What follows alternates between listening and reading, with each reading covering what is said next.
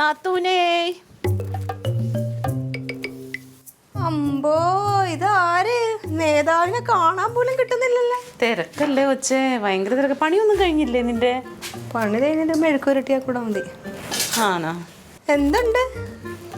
എന്ത് നമ്മുടെ ഒരു തിരക്കും കാര്യങ്ങളും പറഞ്ഞിട്ടുണ്ടെങ്കിലേ, നീ കേട്ടിട്ടില്ലേ ഈ രാജാവും പ്രജകളും എന്നുള്ള പരിപാടി? അങ്ങനെ കേട്ടിട്ടില്ലേ പണ്ട്?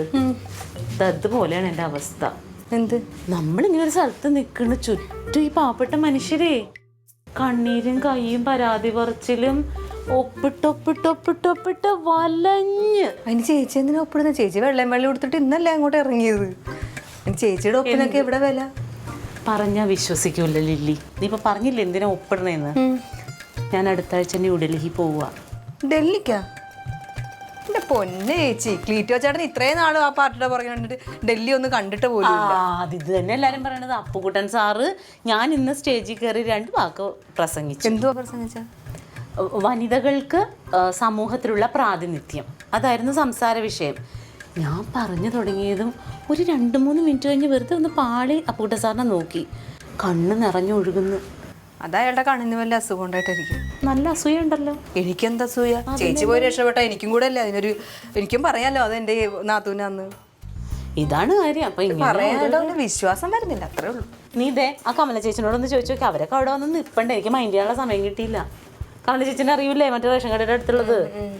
ഞാനിങ്ങനെ പരാതി കേൾക്കുന്നു, അത് ഇങ്ങനെ അങ്ങോട്ട് വിളിക്കുന്നു ഇങ്ങോട്ട് വിളിക്കുന്നു. ഇന്നൊരു ചേച്ചി എൻ്റെ പിന്നെ അത് അവരെ കണ്ട സഹിക്കൂല. അവർക്ക് കേൾക്കുന്നേ, അവർക്ക് അവരുടെ റേഷൻ കാർഡ് APL.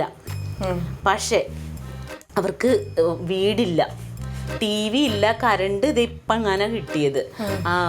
അങ്ങനെ ആകെ കഷ്ടതയിൽ, പണിയൊന്നുമില്ല. 19 വയസ്സായ അമ്മച്ചിയാ. അവർക്ക് APLന്റെ കാർഡ് കൊടുത്തേക്കണേ. അവർ വന്ന് കരയാണ്. എന്നിട്ട് പിന്നെ ഞാൻ വിളിച്ചു പറഞ്ഞ അപ്പൊ തന്നെ ശരിയാക്കി കൊടുത്തു. ഒരൊപ്പിട്ട് അങ്ങ് അയച്ചു കൊടുത്തു. പിന്നെ ശരിയാ. പിന്നെ ചേച്ചിയുടെ APL മാറ്റി BPL ആക്ക്. അതിന് നമുക്ക് പറ്റൂലല്ലോ. അതെന്തൊറ്റി?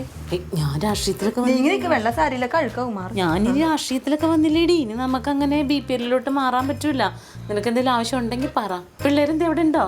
അവിടെ ഉണ്ട്, മുത്ത് നോക്കുന്നുണ്ട് അവനെ. നാളെയും പോണം. രാത്രി 10 മണിയാകുമ്പത്തേനും രാവിലെ പോണം. 2-3 സാരി എടുക്ക ക്ലീറ്റോ ചേട്ടനോട് പറഞ്ഞ്. സാരിയും പോവണ്ടേ?